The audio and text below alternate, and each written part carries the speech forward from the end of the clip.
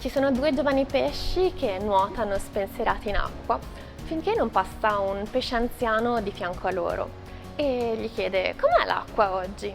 I due giovani pesci proseguono e poi uno chiede all'altro: ma che cos'è l'acqua? Questa è una storia semplice rivisitata da Robert David Wallace che ci dice una cosa molto ovvia, cioè che le cose ovvie che ci circondano tante volte ci sfuggono, come l'acqua per i pesci.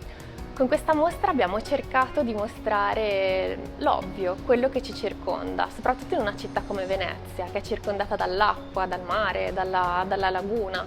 E con le opere in questa mostra potete vedere molti aspetti della nostra vita quotidiana a cui di solito non si fa menzione, non ci si sofferma più di tanto, come che cosa succede delle microplastiche dei nostri vestiti quando si fa un lavaggio in lavatrice, oppure che cosa succede nei fondali della laguna o del mare. E credo che questa collisione tra artisti e scienziati sia stato l'aspetto più potente della mostra dell'arte delle scienze marine.